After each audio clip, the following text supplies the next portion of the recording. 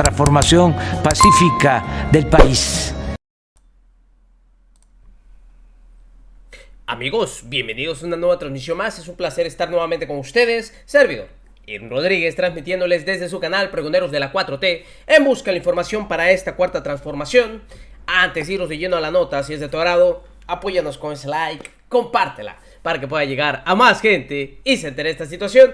De antemano te sigo deseando tengas un excelente día, sábado 25 de marzo del 2023. Si me estás viendo por primera vez, muchísimas gracias por tu tiempo y por tu espacio. Solamente pido tu apoyo con la suscripción, para que cada día podamos ser más en esta gran familia pregonera. Señores, vámonos de lleno a la información, porque sabemos que el señor Lorencito anduvo de viaje por ahí en Estados Unidos. Ya vimos con quiénes se juntó y cuál fue la intención. Eso lo reveló la diputada Julieta Ramírez y creo que todos estamos de acuerdo. Un personaje que simplemente no abona nada a la democracia y es lo contrario. Porque, ¿cómo ven ustedes que en esta entrevista el diputado García Almaguer, presenta una bomba atómica, como ellos lo mencionan en cadena nacional? Y esto lo ocasionó el mismo Lorenzo Córdoba y su burocracia dorada. Sí, señores. Por eso es evidente que estos señores no quieren que se les toque absolutamente nada de su aparato corrupto y destructor, porque de democrático no tiene absolutamente nada. Para que no quede duda alguna del por qué se pretende con esta reforma del Plan B, que ya sabemos, dicho sea de paso, el día de ayer recibió un golpe, pero un golpe que ya se esperaba. A nadie sorprendió, como bien lo dijo el diputado Fernández Noroña. Se tenía que hacer este recurso de inconstitucionalidad, ya sea por parte del INE, que fue el tomado, del PRI, del PAN, del PRD, de MC, porque todos fueron. En este caso fue el del INE, para poder tomar y hacer una resolución a fondo. Está pausada y va a seguir ahorita en la Suprema Corte de Justicia de la Nación. Pero algo que todos debemos de saber y que nadie se debe de perder es esto que reveló ya más a detalle, porque en su momento cuando lo quiso hacer el diputado, el señor Lorenzo Córdoba, al sentirse atacado o más bien exhibido, lo trató de callar 3 veces y no lo dejó. En esta ocasión, y con espacio libre, lo terminó de acabar. Ahí lo reciben con esto de su viajecito.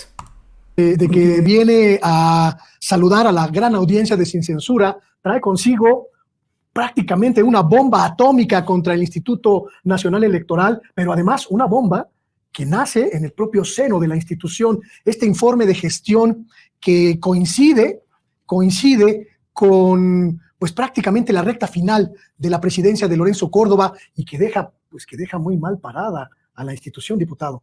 Sí, Guillermo. Bueno, que nuestra audiencia vea la extensión de este informe, el grosor, son cientos de páginas. Hay más de 800 observaciones en este documento en materia de obras, de adquisiciones y de comités. Para conocimiento de nuestra querida audiencia, de la familia Sin Censura, el contralor del INE no es designado por Lorenzo, Jacobo, Ciro y sus amigos. Y toda esta mafia. La mafia electoral, como les ha dicho acertadamente mi compañero Eurípides en la representación. Porque si no, no se sabría nada de esto, ¿no? El contralor interno fue designado por la Cámara de Diputados por un periodo de 4 años, tiene derecho a una reelección, lleva 3 en funciones, y pues remite a la Cámara este documento. Nosotros lo recibimos de manera oficial, y a partir de ahí es cuando podemos hacerlo público y compartir con la ciudadanía estas irregularidades que lesionan a nuestra democracia y que tienen un impacto negativo sobre los impuestos de todos los mexicanos. Para que el control es un instrumento, es un área de supervisión, digámoslo así, de fiscalización, no solo en las cuestiones administrativas, sino también en las cuestiones ejecutivas. Es decir, se encarga de revisar los dineros del Instituto Nacional Electoral, pero también los procedimientos de toda índole que se llevan a cabo en la institución. Y en este informe, que, repito, coincide con el final de la presidencia de Lorenzo Córdoba, pues prácticamente no deja área sin señalar, pero también no deja área en la que no haya una advertencia de malos manejos, de errores operativos, e incluso lo que se podría ya ir especulando como pues una utilización de las estructuras del INE para beneficio de unos cuantos diputados. Sede del Consejo General, desde la herradura de la democracia, como le dicen ellos. Yo creo que pues es la herradura del racismo, del clasismo, de la discriminación, de la oligarquía. Y pues nos callaron 3 ocasiones en la última intervención para que no pudiéramos platicar sobre este punto, específicamente en un contrato que yo creo que es muy lesivo para los ciudadanos. Es el relativo al software para el voto de mexicanos en el exterior. Es un contrato por cerca de 150 millones de pesos, ¿no? Unos 7, 8 millones de dólares. Además, era un contrato que intentaron realizar de manera multianual. Por acá, digo, existe una tradición prianista del año de Hidalgo, ¿no? De intentar celebrar contratos, de llevarse todo lo que puedan en el último año de la administración.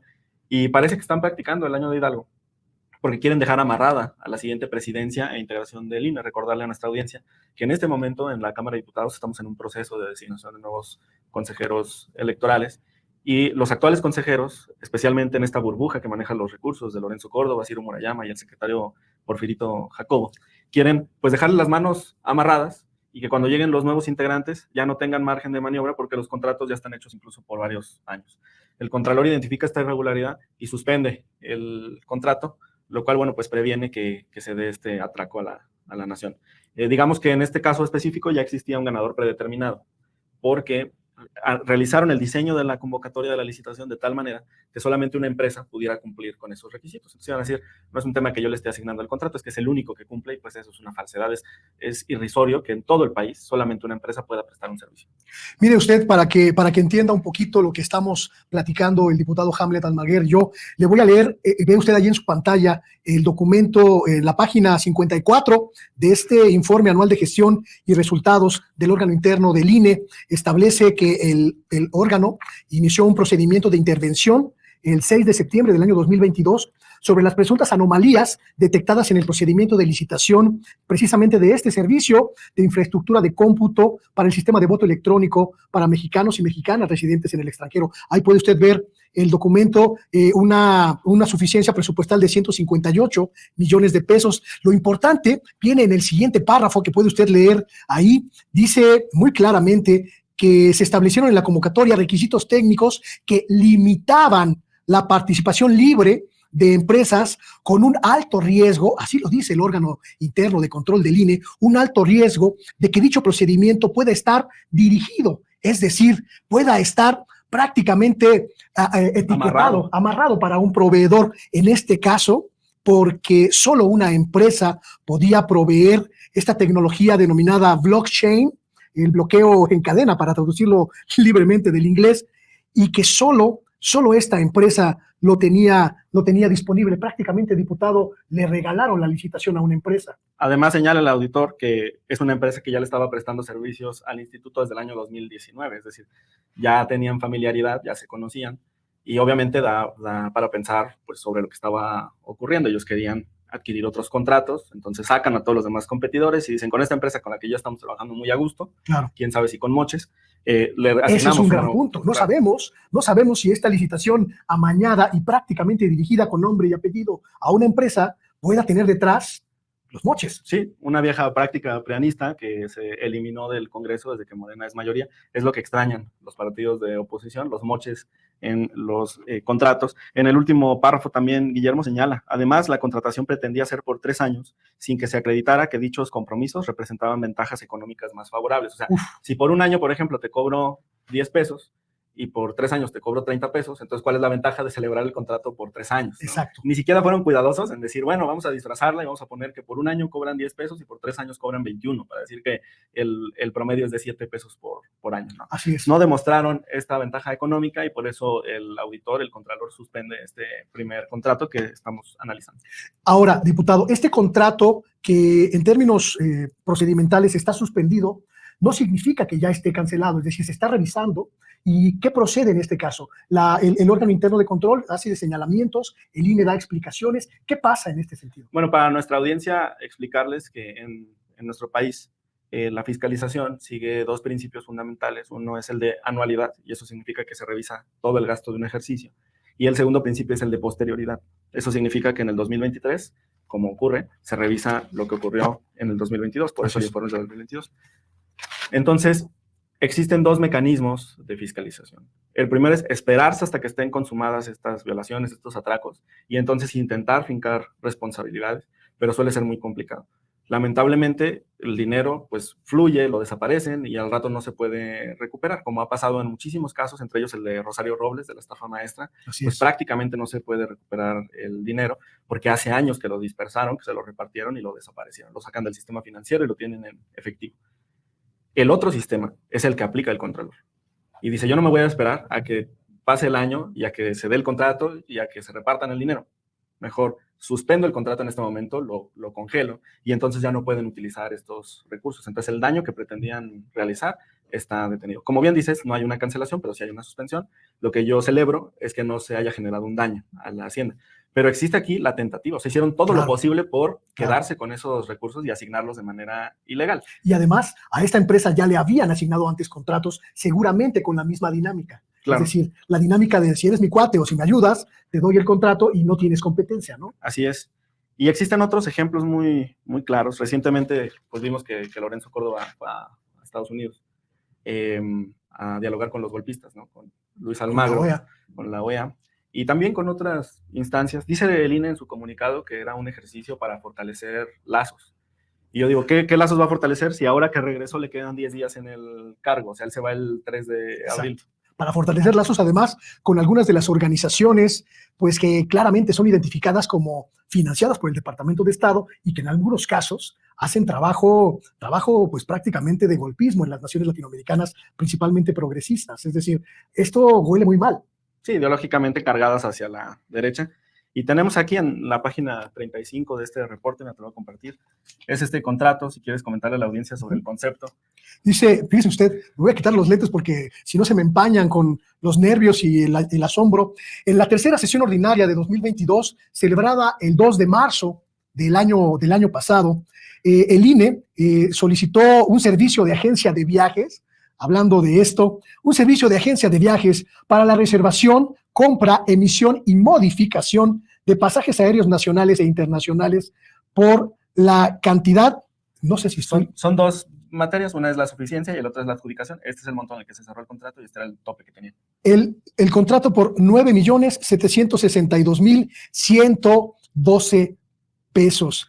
Viajes para, suponemos,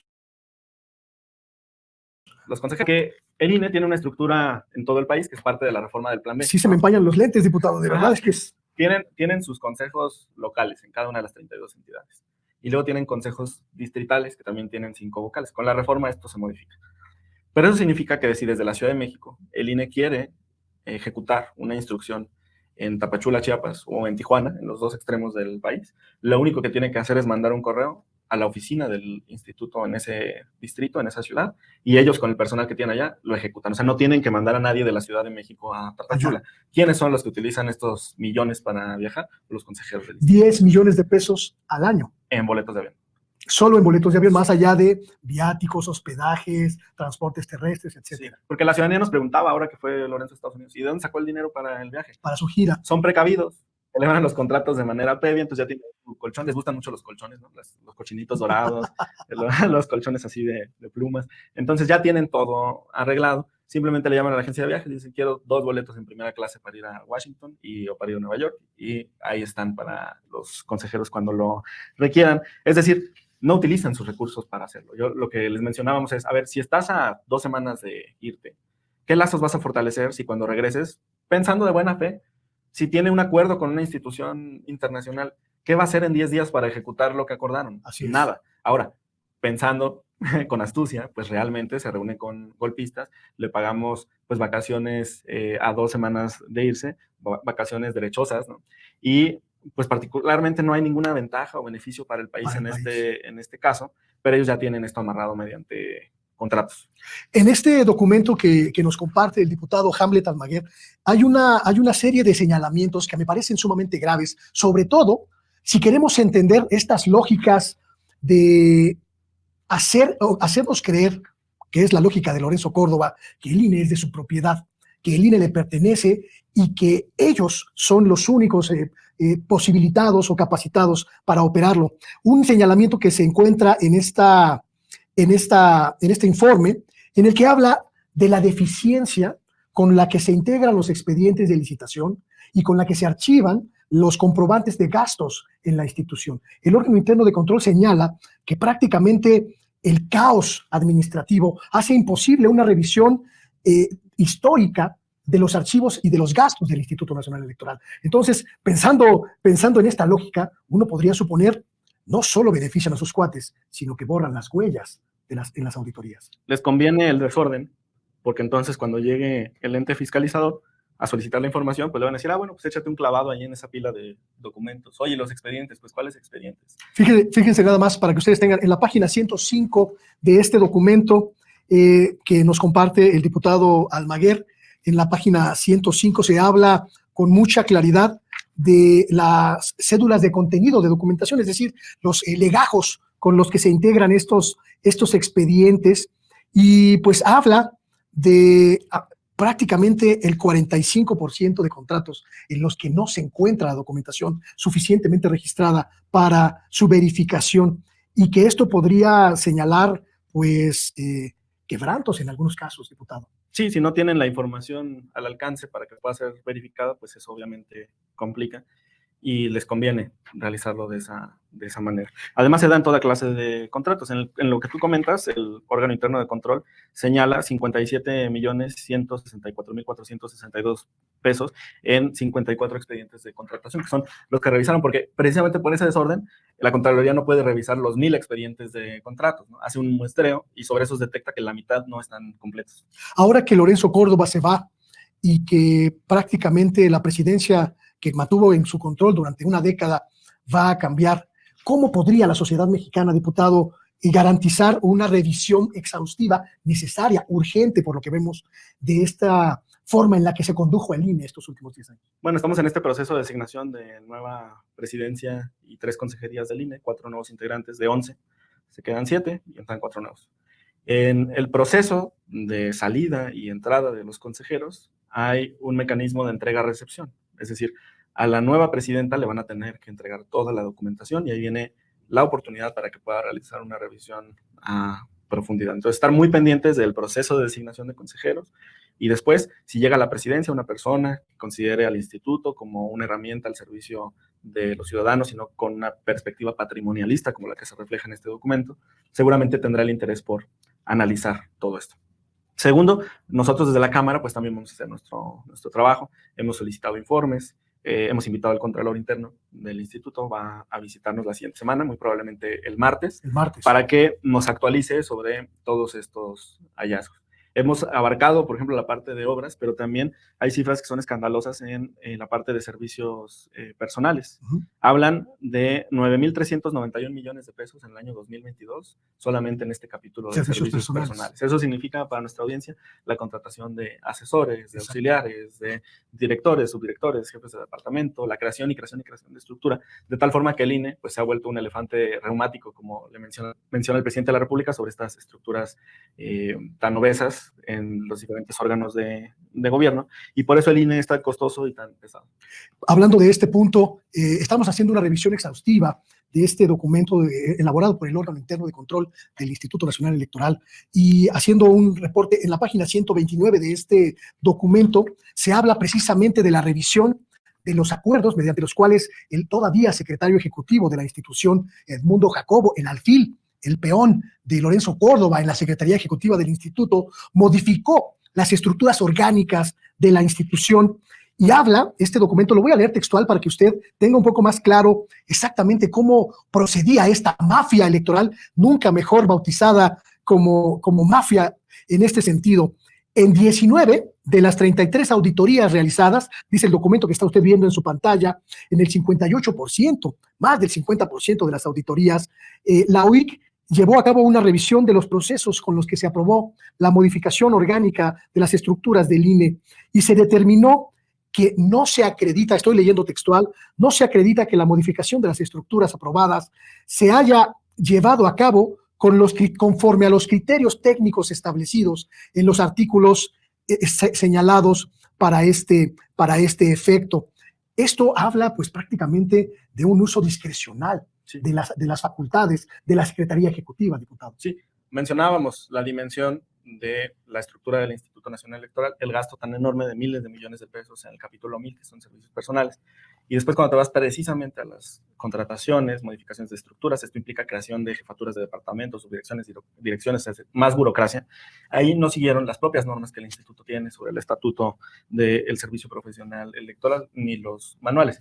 Hasta antes del Plan B, el secretario ejecutivo, conforme al artículo 51 de la ley reglamentaria, era el que tenía todas las facultades en materia de contratación de personal, estructuras del propio instituto y también la proveeduría de servicios materiales y financieros.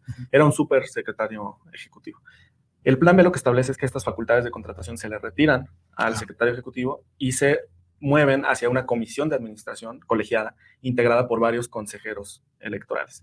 Entonces, esta observación particular sí es sobre Edmundo Jacobo. Y además las tablas de las páginas subsecuentes pues establecen estas variaciones en el personal, de tal manera que son miles y miles y miles de millones de pesos en contrataciones en los últimos 10 años. Pero además estas contrataciones, además de no seguir los criterios que establece la propia normatividad del instituto, pues deja dudas respecto de la forma en la que se organizó la estructuración del instituto y además de los afanes prácticamente dictatoriales de un secretario ejecutivo que podía hacer y deshacer sin que nadie le dijera nada en la institución, diputado. Así funcionaba. Ojalá se pueda poner también en pantalla la página 138. Ahí la están viendo ustedes ahora en su pantalla. Tiene una gráfica muy interesante que me gustaría comentarles. Este igual es el capítulo 1000, servicios personales, y es un análisis del 2008 al 2022. En todos estos años ha estado Edmundo Jacobo. Exacto. ¿Sí? Arranca, por ejemplo, con 6.400 millones de pesos en personal. En presupuesto para personal. Para personal. Va subiendo, de tal forma que en el 2021 llega a 12.731 millones de pesos. Uf. Más del doble de con que inició hace... Prácticamente los recursos de varios municipios. Sí, cercano incluso a estados. O sea, tú observas estados como Tlaxcala o Colima o Nayarit y esto puede representar pues la mitad de su presupuesto anual de una entidad. Yo soy de Guadalajara y el presupuesto anual de Guadalajara es un poco superior a los 10,000 millones de pesos al año. O sea, es más presupuesto que la segunda ciudad en importancia del país. El doble van a ver ustedes unas reducciones. Miren, por ejemplo, está alto el 2009, 2012, 2015, 2018 y 2021. Y van a ver que hay reducción en 2016, 2019, 2022. ¿Por qué? Porque en estos años que les comenté, 2009, 12, 15, 18 y 21, hay elecciones. Entonces, incrementan el personal. Pero cuando se reduce en el siguiente año, tampoco lo hace de manera significativa. Es decir, en 2022 son 9.300 millones de pesos. Tampoco es poca cosa. Uy. Todo esto, bueno, pues va a ser objeto de este análisis. Pero además, por eso lo protegen tanto, diputado. Por eso están como fieras intentando que Edmundo Jacobo no deje la posición. Sí, saben. Pues ahí está el meollo del asunto. Por eso quieren a Porfirito más tiempo. Porque si no, le sacan todas sus verdades a estos corruptos del INE, que siga la oposición defendiendo a esta su marea rosa. Esto es lo que defienden. Nos vemos en una siguiente emisión. Que sigan pasando un bonito día. Servidor Irving Rodríguez transmitiéndoles desde su canal. Recuerden, estamos en busca de la información para esta cuarta transformación. Nos vemos. Hasta la próxima.